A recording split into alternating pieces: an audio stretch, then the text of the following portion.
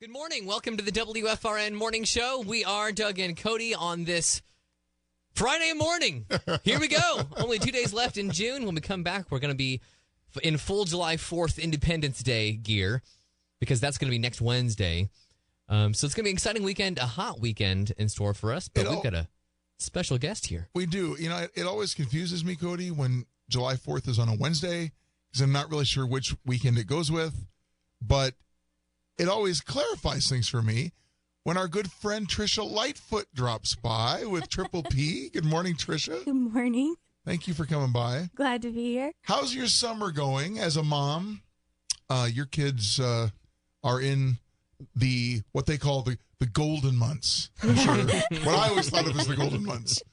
I'm enjoying my summer. Good. I get to sleep in just a little bit more. Yeah, Nice. a little more flexibility. Yeah, and it's funny because during the school year, your kids don't have that option to sleep in when they go through their growth spurts. Mm-hmm. Well, the other week, my kids were sleeping until almost 9, and I'm like, this is so weird. They will normally wake up by 7:30 without an alarm clock. Right. And I'm like, okay, you guys got to get up. What is going on with you guys? Took them to the doctor to get their sports physicals for next year's school year. They both had this big growth spurt in 2 weeks. So Wow. my oldest is now 5'8" and a half, Oh, and my my youngest goodness. is 5'6". So wait, so you're looking up to one of your oldest son now? Oh yeah, I'm looking up to both of them. I'm kind of short. Oh, okay. Okay. So they're already taller than you. And they're not exactly, they're kind of early teens, right? Yeah, 13, 14. Very early teens, Wow. yeah. Yeah, Tall boys. yeah. So that's been a lot of fun. I'm like, okay, this explains so much. You guys have been so tired and slightly grouchy. And they're like, yeah, puts his shoulder or his elbow on my shoulder. I know, the shoulder Mom. on the I'm taller than elbow you. on the shoulder move, yeah. Yes, that's fun. Well, we love hearing you talk about your kids. I also noticed with the summer schedule, Trisha, that you're wearing a T-shirt. I hope you don't mind me pointing that out. Nobody would know if I hadn't just said that.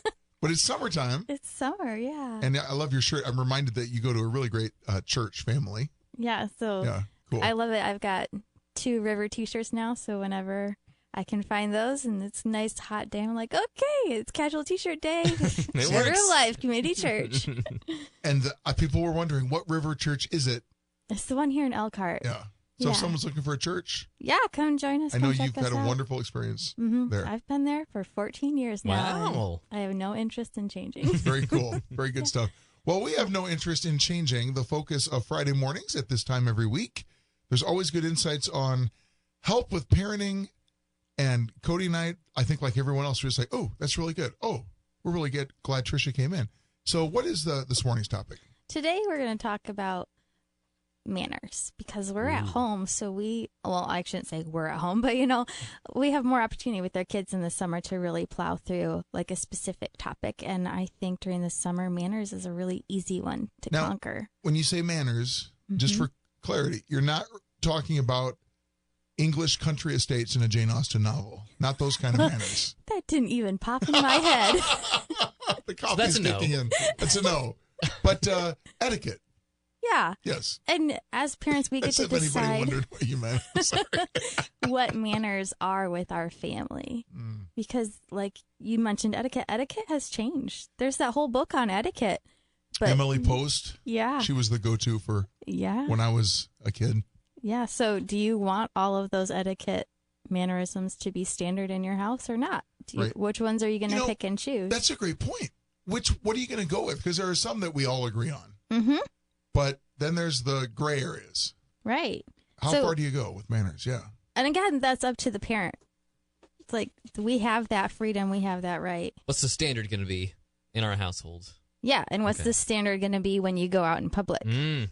What's the standard when you go to grandma's house? What are grandma's standard? Knowing all of those differences and teaching your children how to navigate through that is really important. One thing we can all agree on, no digital devices at the supper table. Some families, it's not an issue. Oh, okay. So, but for yours, it is. I Bravo. think some families even have those virtual reality headset things at the dinner table. Can you imagine and they don't having even that eat on? real food. They just pretend. I'm picturing a whole family with those on right now, the- just trying to eat their dinner and get it to their mouth. The ultimate digital dinner experience. The first week of my married life, over 5 years ago, my better half made it clear that was not to be at the supper table. And I said, oh, it's kind of like guns at a saloon in the Old West. You just hand them in when you enter the door. And you get them back when you leave. She said, that's a good analogy. That is. So when it comes to modeling manners and having manners and modeling politeness, like, again, it starts with us as the parent. We need to model it. We need to use a pleasant tone of voice. We need to make sure we have pleasant facial expressions because, I mean, we can have a nice sounding voice, but our face can just scream, I'm angry at you. And we don't want to do that with our kids. So we want to make sure that our voice and our face are matching and we're using the proper language. So again, this is where you guys get to decide as parents what kind of language is appropriate in your family, what kind is not. Okay. And that's true. That's a big one. What's acceptable? Yeah. And when your kids do use their manners, praise it. I remember when I was working really hard with my boys, just trying to get them to say thank you. And I started all towards it, like doing it wrong. I'm like, and what do you say now? I gave you something. What should you be telling me? Which I'm prompting them, which is good, but it wasn't working with my kids. So I'd be like, you're supposed to say thank you. And then be like, oh, thank you. You know, just like obliging me. There's the words. You want to hear those words? There you go. Yes. But I wanted to teach them the proper attitude behind it. Right. So I was like, oh, I've not been using descriptive praise on this. So the next time they actually did say thank you for something, I'm like, oh, you said thank you. Thank you so much for saying thank you. I just love that. And that was the turnaround moment. I had an opportunity to do that with my 6-year-old. I was getting them snacks, like a mid-afternoon snack, and I handed him a cup of something, and he kind of gave me a look, and I gave him like the look back because he didn't say thank you. And I was like, what do you say? And he said thank you, and he took his cup. Well, then a couple of minutes later, he walks into the kitchen, and his snack cup is like still full. Uh-huh. And he goes, Dad, I'm sorry, but I don't really like these. Aww. And I was like, oh, that's why he gave me that look a minute ago, because I gave him something he didn't want. So I had an opportunity to really talk to him and say, buddy, I'm really proud of you because you accepted that snack that you didn't like in a very mature way. Oh, and that's then cool. later on came on in and told me in a very polite way that you would like something different and that you didn't like those. So I was really proud of him for that. How awesome. That's a cool story. Now, not to miss the main point of your story or anything, but I'm just curious, what was the snack that he didn't like? They were big cheese puffs. Oh, yeah, okay. And my thought that I didn't vocalize was, what kind of crazy kid doesn't like cheese puffs? Right. I was thinking But that. I buried that deep inside, and I was a mature parent. That's It's great. like, man, I love cheese. I'll eat them. Well, and back to your actual main point, there's a leadership and management writer named Ken Blanchard, and really good, wrote all the 1 Minute Manager books, and this is in the business realm, the work realm, but one of his refrains in his books is catch people doing something right. Yes. And so I love that thought that's when it really reinforces. And man, you can know these principles, but I try to catch myself to remember to do this stuff that we know. This is really good stuff. Mm-hmm. I found, because I test a lot of this stuff, I'm like that descriptive praise, catching them when they do something right, that is the most powerful tool for my kids and in my family. That's cool. Like, Right. I use that across the board on just anything, even if it's something I'm not even broached with my children trying to change a habit yet. But if I see them do it right, I jump on that. That's so cool. And it I love works, like you said, not with just kids. It works with pretty much anybody. Works with me. Yeah, I like being told, hey, you're doing a great job. Yes, I did do that. And it correctly. takes an Thank you. in-tune and aware parent to catch that when it happens. Yes, you hit it on the nose there, because it does. You have to be paying attention. If we're stuck on our cell phones and just kind of talking to our kids without focusing on them, we're going to miss those opportunities. And so therefore an associated rule that goes along with what you guys are saying is don't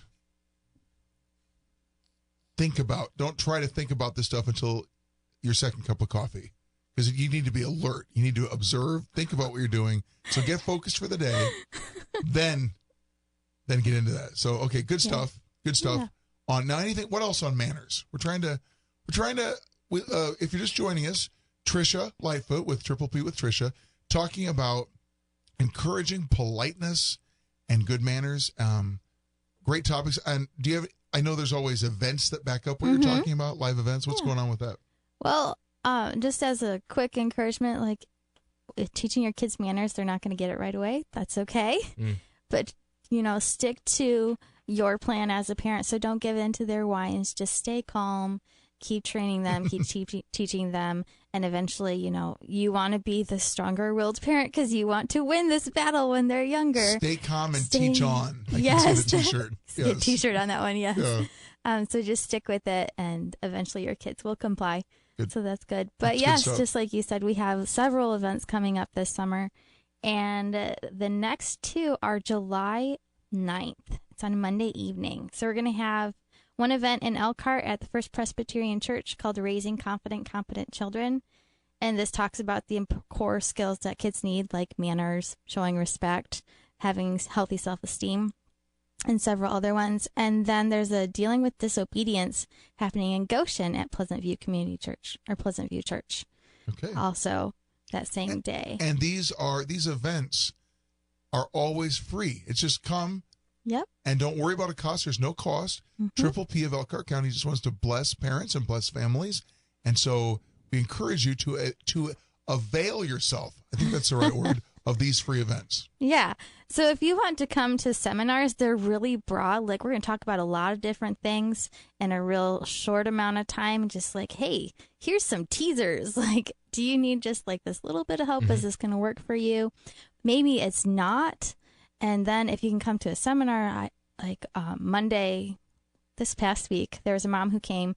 It was for a seminar, The Power of Positive Parenting for ages 0 to 12. Well, she has a 15-year-old son.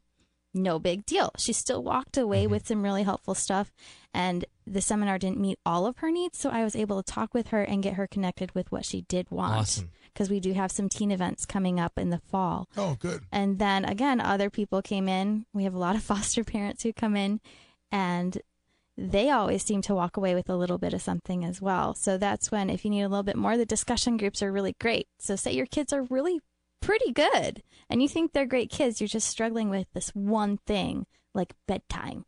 Like, we have a discussion group for that where you can just have that constant one-on-one back and forth with the practitioner and just focus on trying to figure out bedtime. So and it's cool. Great. Such a great program and resource and organization. Triple P Elkhart County. Find out about these free events, the dates and times, and lots more great resources at their website, triplepelkhartcounty.org. That's the word triple, not 3 P's in a row. triplepelkhartcounty.org for more. Trisha, thank you so much. Thanks, Trisha. Thanks for having me. Thanks, Trisha. Thanks for having me. Thanks, Trisha.